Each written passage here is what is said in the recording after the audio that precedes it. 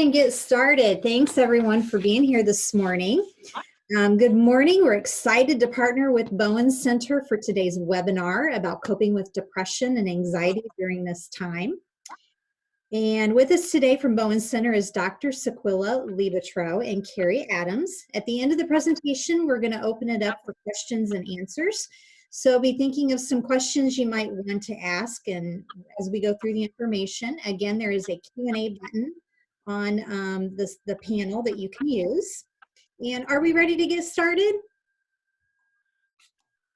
Sequila, are you ready? Oh gosh, yes, I'm ready. All right. If you're rhetorically asking everybody. All right, well, I'm going to go ahead and get the PowerPoint up here in 1 second. Perfect. And you know, I know you mentioned depression and anxiety, but I tried to really do an overarching presentation that is just good self-care and good guidance for really everybody through a stressful time like the current pandemic. So I think it's still very relevant, even if you don't have any pre-existing conditions of depression or anxiety or anything else for that matter. All right, so we can go ahead and get started. If you want to click through to the next slide. Okay, so our agenda, I always like to just kind of give you an overview of what we will cover. So first, some strategies to be successful working from home. I know a lot of us have had to switch over. Next would be how to maintain emotional well-being.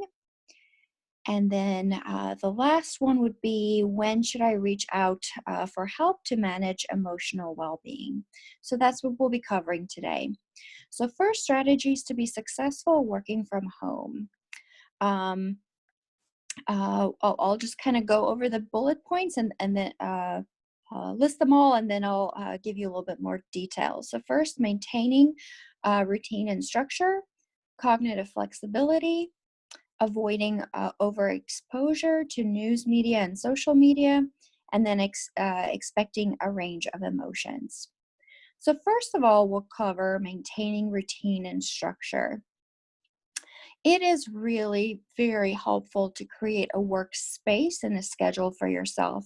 I know it can be very tempting at this time to sort of stay in your PJs for the day, or just kind of fall out of your regular work schedule. And while I'm certainly not saying you should be rigid about maintaining a schedule, it really is helpful to have a designated workspace and also a particular schedule that you can follow, much like you would during your normal non-COVID pandemic lifestyle.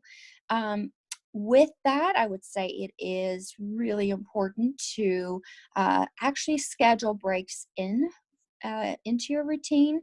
I certainly have found myself several days just by the end of the day, I haven't moved from my chair. I haven't had a chance to exercise. So you really just want to make sure that you build in those breaks and make sure that you move during those breaks to just kind of get the blood flowing again. Along with that, definitely make sure that you schedule an end to your workday. It can be so easy for work to just kind of flow into your evening hours and your personal hours. And while I think as our American society, our Western society really values hard work, I certainly do as well. And at the same time, we all definitely need to recharge. And because our workspace and our personal space now kind of blends together, you have to put those artificial sort of measures in place to say, okay, my space might be the same, but my work time is finished. And if that's really difficult for you to do, if you even have to maybe set a timer for yourself to say, okay, I'm done now. Certainly you can cheat a little bit if a project is running over again. You might want to set that alarm again to say, okay, I'm going to give myself 30 minutes to complete this particular project, but then I am done. So with that, no checking emails, no, texting back and forth, no teamsing. People have all kinds of platforms now that they stay connected. Those are amazing, and we're so appreciative to have them. But after hours is your time. After hours belong to your employees, and really, truly, you want to make sure that everybody utilizes that time to shut down and recharge, because research is very clear that we just function much better when we do have an opportunity to recharge in between. So throw that guilt out of the window. It has no use for us here. We absolutely have to recharge. Um, Next is cognitive flexibility. So you might say, gosh, it sounds like you're saying two different things here. First, you're telling me that I should have a very structured workspace and schedule, but now you're saying, oh, be flexible. So what's that all about? Well, I think it certainly is important to have routine and to have structure built into your day. But you also have to be very realistic and be able to pivot as needed. So as we're working from home, we all see on social media and we see funny memes about folks that have children interrupting their workday, their phone conferences, dogs barking, all kinds of things, your doorbell ringing. So make sure that you build some flexibility into your schedule. This is kind of a new normal, and things just don't look the same that they used to before. So make sure that you definitely give yourself some grace and kindness. If you have a kiddo or a dog that pops up in the background, and just make sure to speak about that and normalize that in conferences. People understand life is happening, and oftentimes I think people actually really appreciate it, and you become more relatable if they realize, well, gosh, you have a life, you have things going on. So it might be helpful actually in advance to tell folks, hey, I've got a little one that's doing e-learning. I might have to jump off the phone call for just a second, or maybe put myself on mute. But I'm right here, and I'll get back to you or back on the project as soon as I can. So people know kind of what to expect. The next one is avoiding overexposure to news media and social media. Gosh, this is a tough one. I know certainly we all want to make sure that we have up to date information. And as we've all noticed, the information certainly changes very rapidly in this current environment. It can be different from one minute to the next. And certainly as businesses move forward or are trying to move forward, we need to have that crucial information. And at the same time, it can be very tempting to sort of just leave the news channel on in the background, or to go from one station to the next to just make sure that you catch every last piece of information. And it can also be tricky, certainly, because there's so many different sources of information.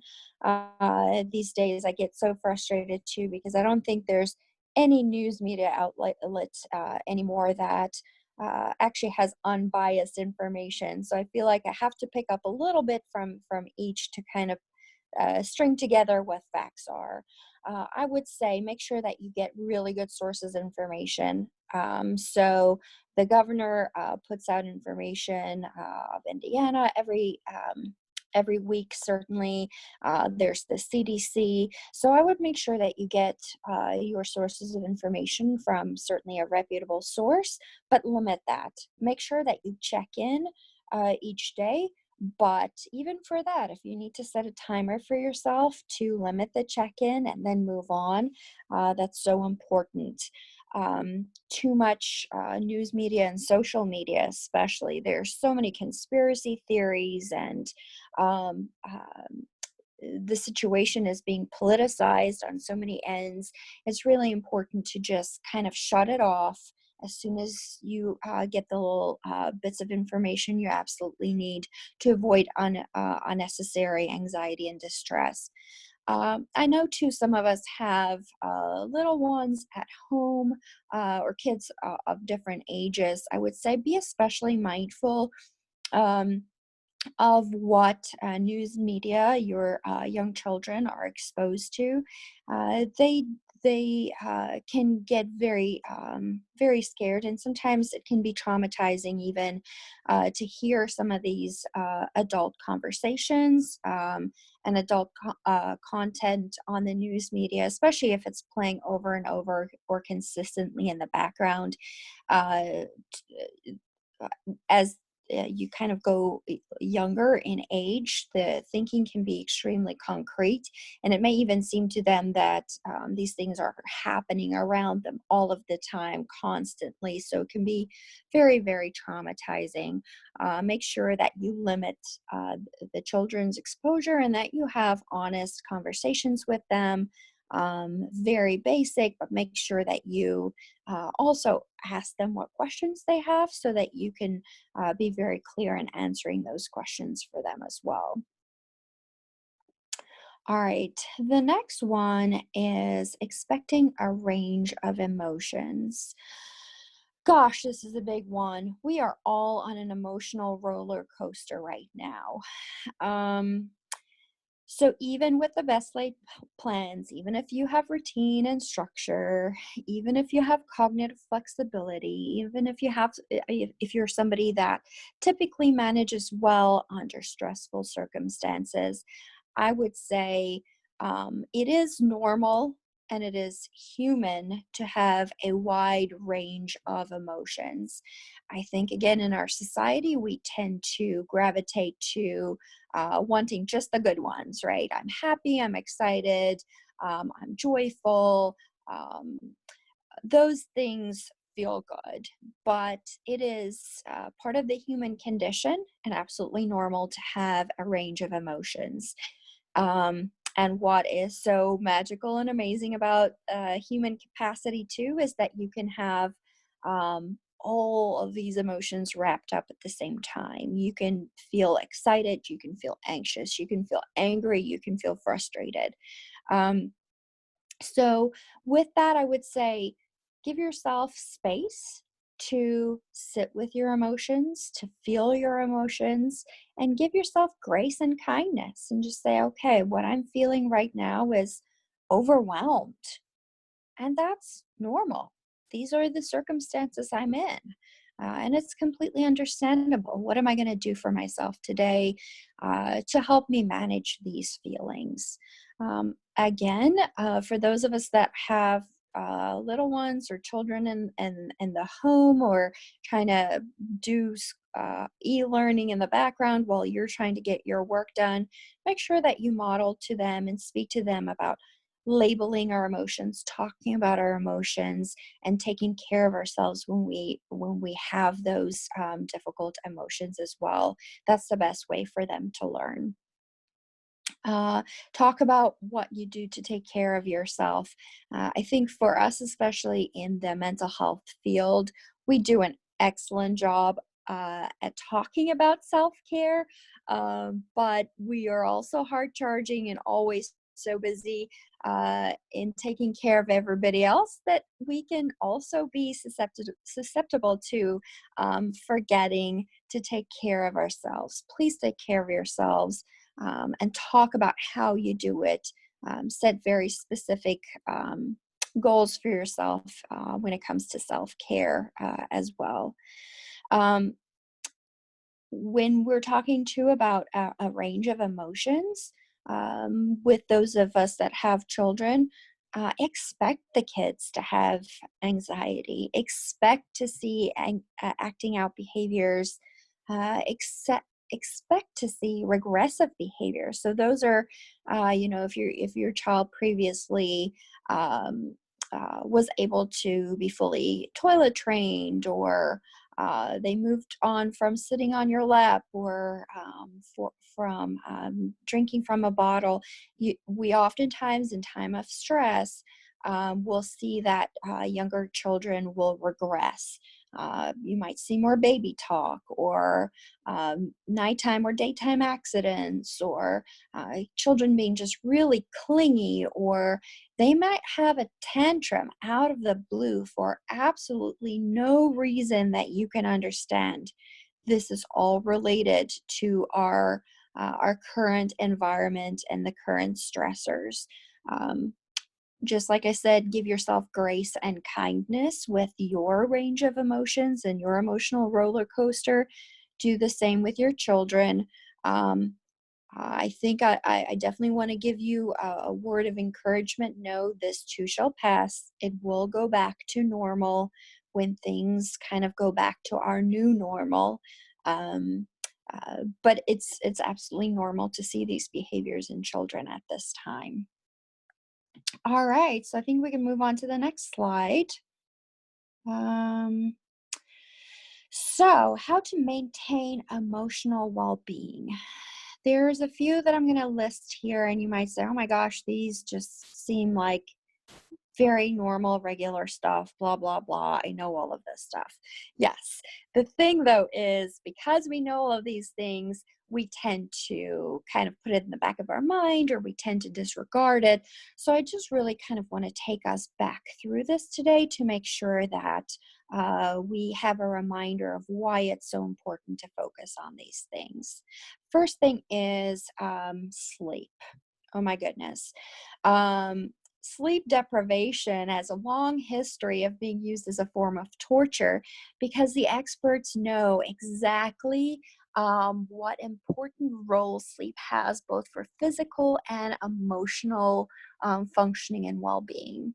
Sleep deprivation can lead to all kinds of symptoms, including moodiness, fatigue, irritability, difficulty learning, forgetfulness, poor concentration, poor judgment, lack of motivation, clumsiness, carbohydrate cravings, and a reduced sex drive. So it affects so many parts of functioning. If sleep deprivation continues, you can slip into a state of disorientation, visual misperceptions, apathy, severe lethargy, and social withdrawal. So these are very serious symptoms, certainly, that you don't want to avoid. Um, Additionally, things that are on our minds these days, especially with COVID-19, is that ongoing sleep deprivation can also lead to a compromised immune system. It can increase your risk for chronic illness, for respiratory disease specifically, for developing type 2 diabetes, for cardiovascular disease, for weight gain, and actually even early death. So it is so important to get enough sleep. Sleep just gets such a bad rep in our society. You know, I hear our president talking about he gets 4 to 5 hours of sleep a night. You know, those motivational speakers always talk about, you know, get up earlier, face the day, get your goals done. And why I'm certainly not disagreeing with that, what I would say is it should never, ever, ever be at the expense of your sleep and your sleep routine. Um, Especially during times of stress, like right now. When you go to sleep, it allows your brain to sort and process all of the information that's coming at us, especially through the news outlets. During sleep, your sympathetic nervous system, which is the system that's activated when your brain perceives a threat, like it currently does, your sympathetic nervous system gets a chance to actually relax during sleep. Your levels of cortisol, which is your stress hormone, decreases during the first few hours of sleep. When you're sleeping, your immune system releases that help your body fight inflammation, infection, and trauma. So all of these really, really important things happen while you're sleeping. There are set guidelines for how much sleep you should get depending on your age. So I'll just run through those really quickly. Toddlers, 11 to 14 hours a night. Preschoolers, 10 to 13 hours a night. School-age children, 9 to 11 hours. Teenagers, 8 to 10 hours. And adults should get anywhere from 7 to 9 hours. Everyone is a little bit different, but I would say you should, on average, get 7 hours at least per night. Some people really just on a regular basis need more. They might need 8 or they might need 9. So know yourself and your threshold and where you function best. Next is exercise. Exercise releases endorphins. And so you definitely want that to help relieve pain if you have pain, and also to help relieve stress. Exercise also stimulates the release of dopamine, norepinephrine, serotonin, and these are all chemicals that are essential in regulating your mood as well.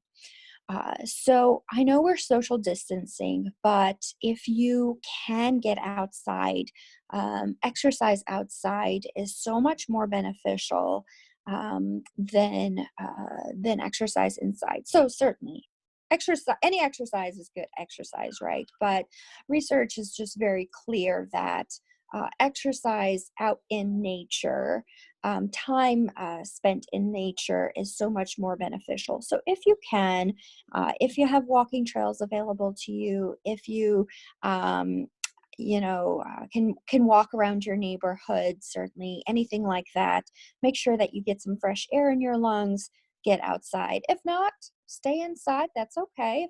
If it's kind of a rainy day, or you maybe live somewhere where you don't have easy access, jump on YouTube or somewhere else. There are just so many options out there for exercise these days. The next bullet point is nutrition. I probably don't have to tell you, but I'm going to tell you it's so important to eat healthy.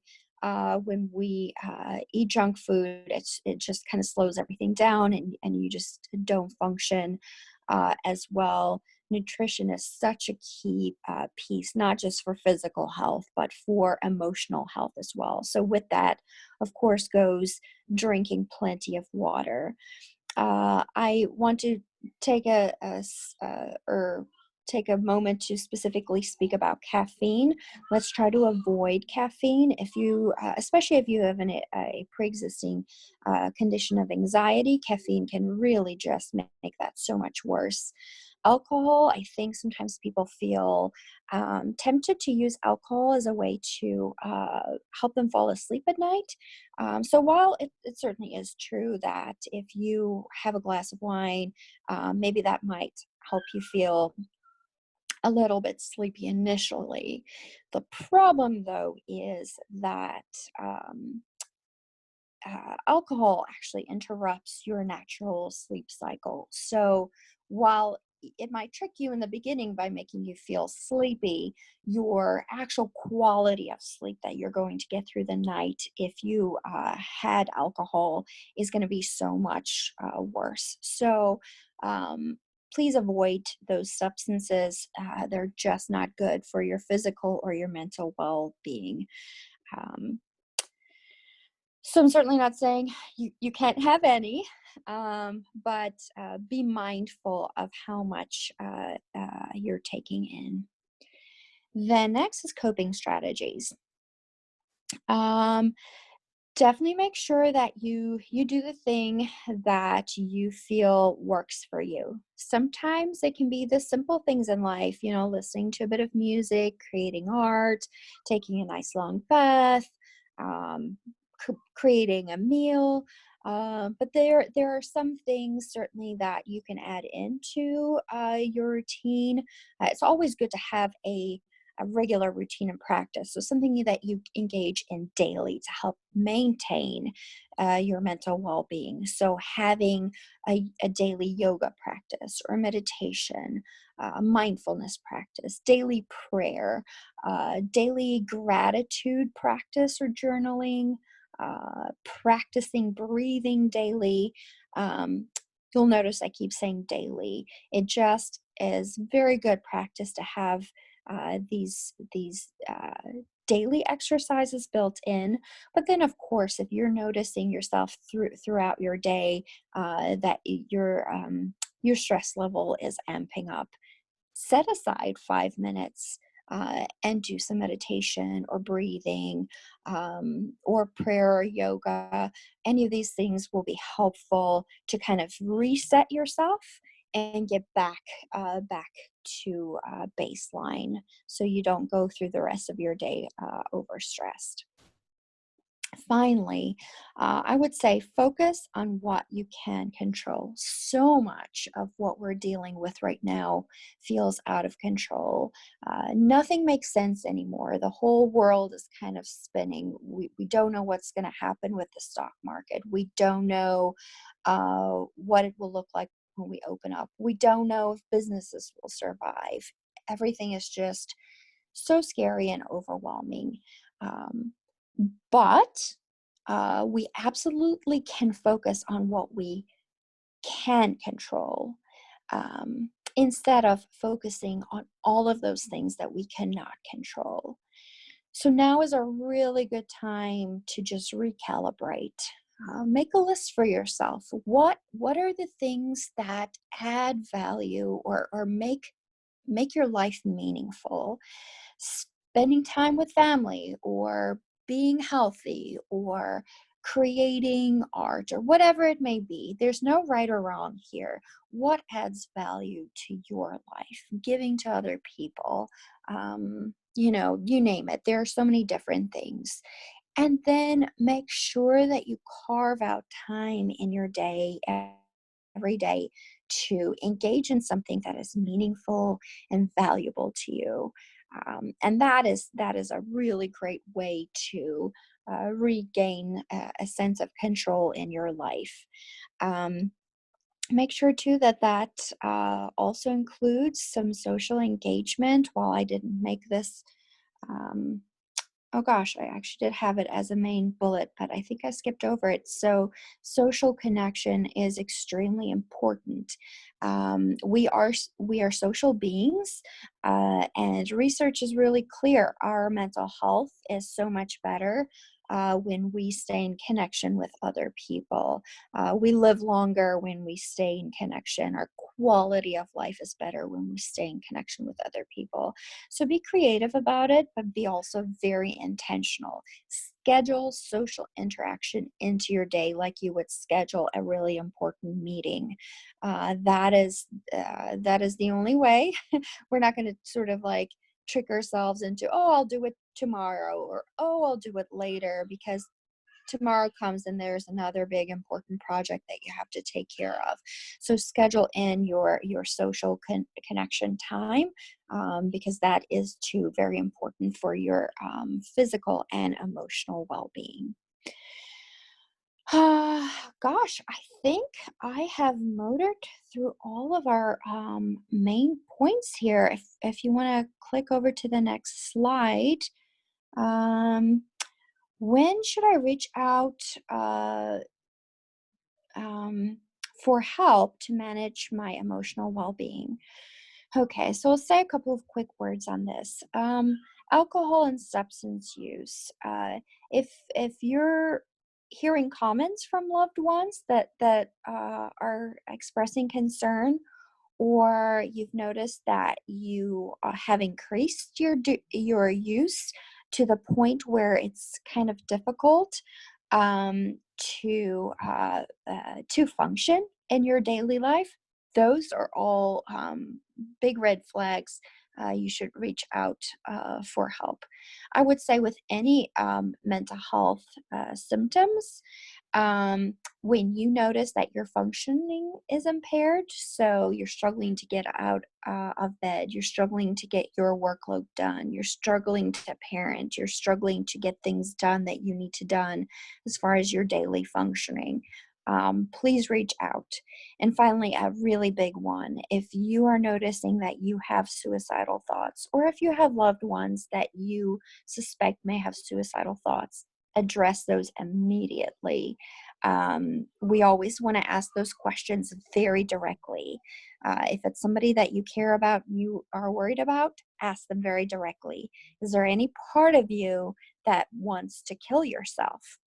Don't kind of dance around the topic. Not even, is there any part of you that wants to hurt yourself? Because hurting yourself can have a different meaning, right, than killing yourself. So we want to be very clear. And by being clear, we are communicating to the other person that we can take whatever it is that they might tell us. This is a safe space, and they can tell us, because once they're able to tell us, then you can take the next steps and get them help. Or if this is yourself, certainly reaching out for help. It can be very difficult to see any hope or any way out when you feel suicidal. That is part of the symptom presentation with suicidality, that you just see no other way out. You have constricted thinking, and you feel like the only way is to make the pain or the distress go away, is to kill yourself. And so if you are feeling that way, please reach out. There is hope. There is help, and we can get through this together. Next slide. All right, so just some information, the Bowen Center's website, the 800 number. We are now doing therapy sessions via phone and video link. We are prescribing medication via phone and video link, not just us, other mental health providers as well. They have relaxed the standards very much with the current pandemic, so that people can get the help that they need. If you need any help, it is as easy as picking up the phone. Insurances cover this. If there are folks without insurance coverage, there's a sliding fee scale. We could certainly connect you with a navigator that can help set you up with good insurance, but there's definitely help out there. So that's it. We can open it up for questions.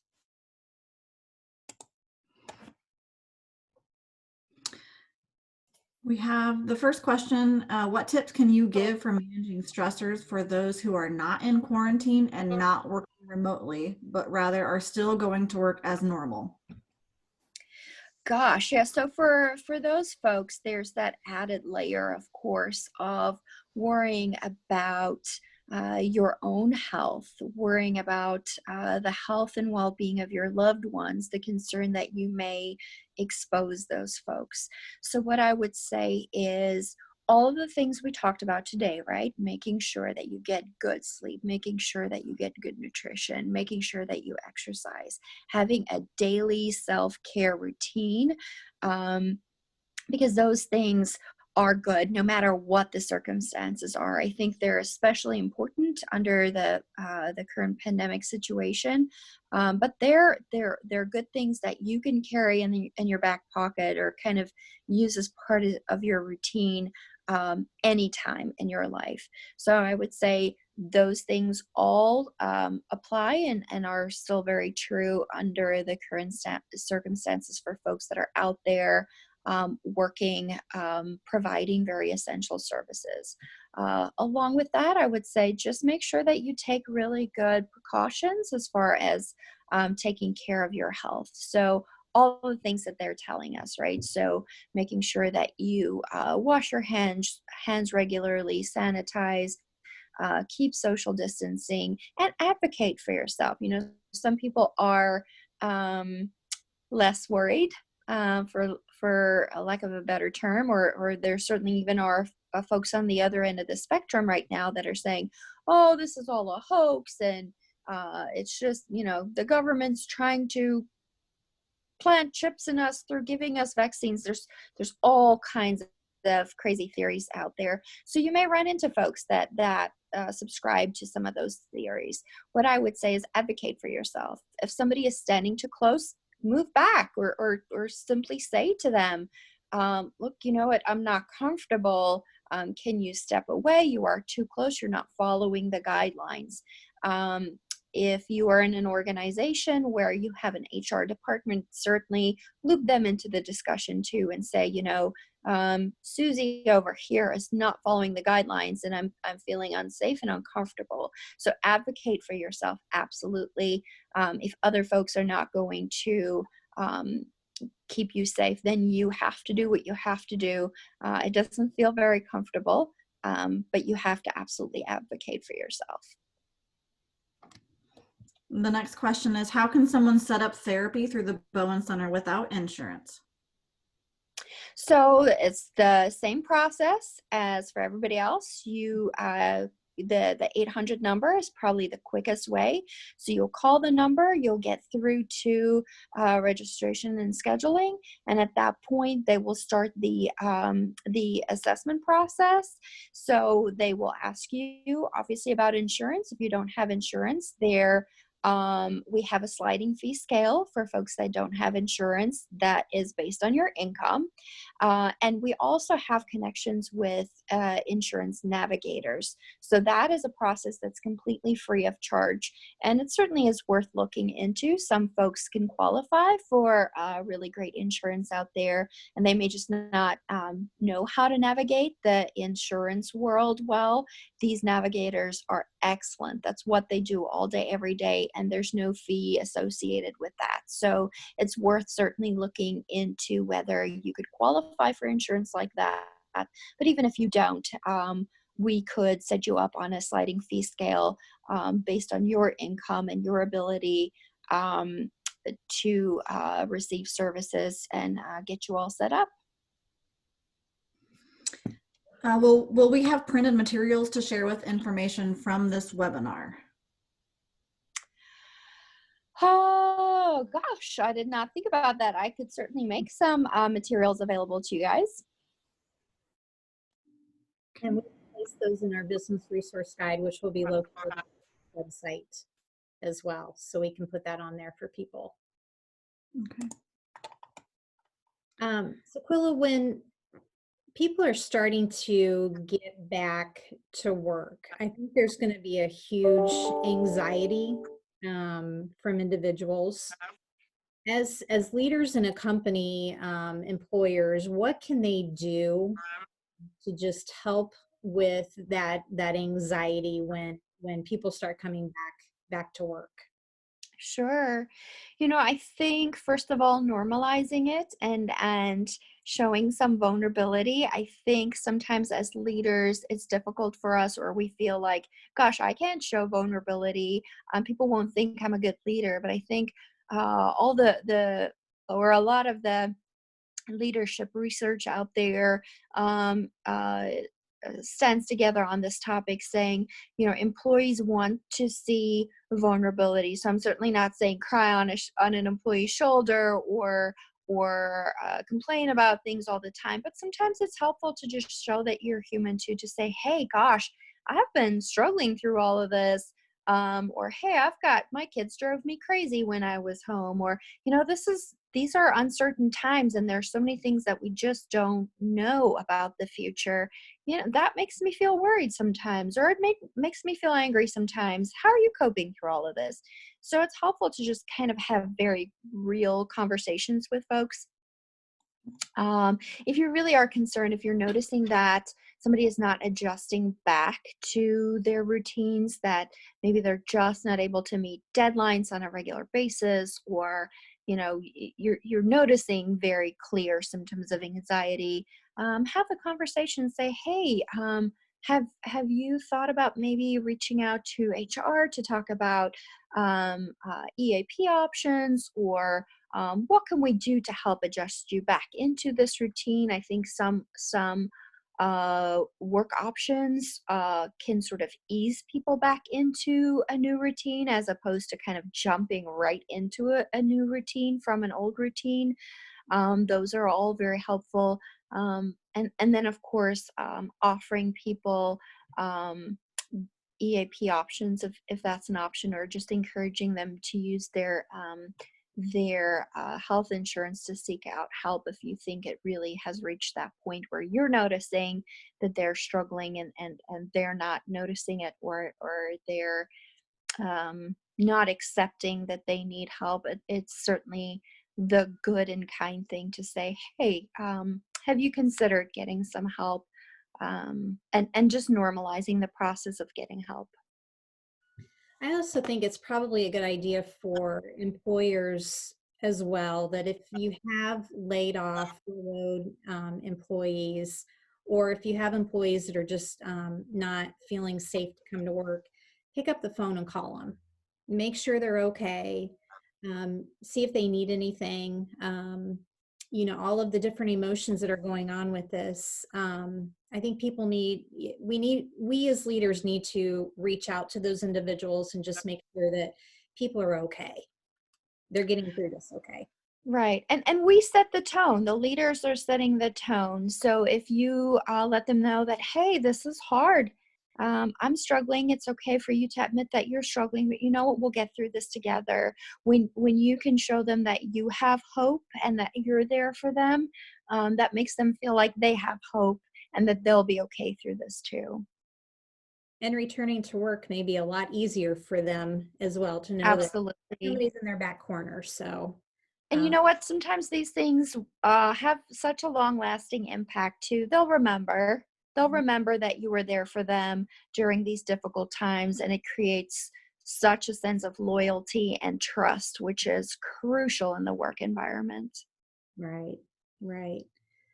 Does anybody else have any other questions that we have the experts here that can certainly answer some questions? And Carrie, if you don't mind, can you tell people kind of what your role is here in Wells County and being the face of Bowen Center for Wells? Can you explain that? Yeah, so I am the assistant director of our county services in Wells County. We are a mobile county. Right now we're providing all of our services, skills training included, over the phone, and we can also connect anyone in the state of Indiana to therapy and medication management services if those are needed. Kiana, to answer your question, yes, we can connect children to therapy. You can either call our 800 number, or you can call my line direct and I can help get that set up for you. But yeah, I mean, we're just really trying to do what we can to help the community in Wells County. We know there is a need, and we want to let everyone know that it's okay to get help. Absolutely. And if I could jump in too, since you mentioned connecting children with therapy services or skills services or medication management for that matter, we are able to be so creative in delivering services now. I think sometimes people think of therapy as like you're sitting on a couch and your therapist is going to ask you, tell me how you feel about that.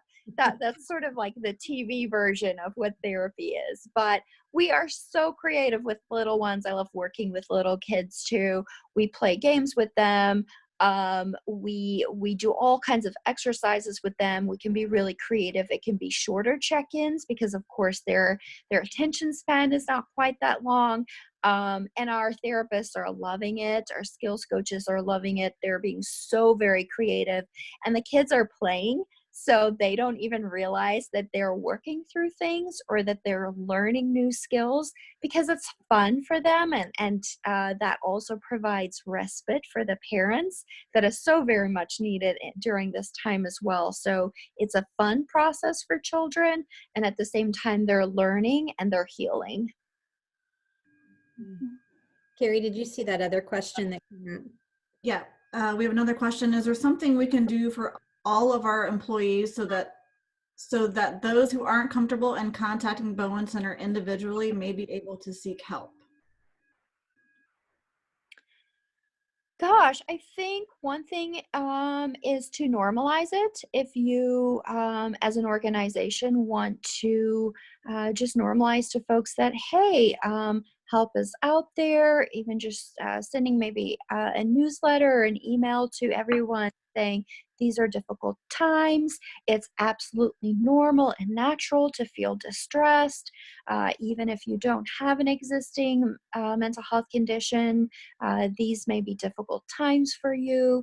Please reach out. We want you to be healthy. We want you to take care of you because we care about you. Even if you say something like that in maybe the first few meetings, if you send out an email, I think those conversations are normalizing conversations and make people feel like, yeah, maybe I can reach out. Maybe it is okay. Maybe it is healthy and normal. It helps to kind of overcome that stigma about asking for help. Just really being proactive with your employees and asking those questions and Absolutely. guiding them to what they need. Excellent. You know, and I Right. would also add that now that we're doing the telephonic services, that may help them feel more comfortable in, you know, contacting the Bowen Center for help if they're worried about, you know, being seen at Bowen Center or something like that. That's not happening right now, but no one's going to know unless they share with someone that they're reaching out for telephone services. Sure. Excellent. Right. Any other questions? All right. Thank you. Thanks everybody for attending today's session. Thank you, Dr. Sequilla and Carrie. Our next webinar is scheduled for tomorrow at 1:30 with Shelton Financial Group with the topic of market and economic outlook. I'm sure your personal and business investments have been affected by the pandemic, so they're going to help answer the question, where do we go from here? And on Friday, we'll be getting information out with another webinar with Quinn Cooper on the topic of giving back when you are broke. So, and how to start a movement. So be sure to tune into that and look for information. Again, thank you all. Thank you, ladies, for being here today. And again, if any of you that are on have any questions, feel free to reach out to any of us. Have a wonderful, sunshiny day. Thank you. Take care. Thank you for having us. It's our pleasure. Thank you.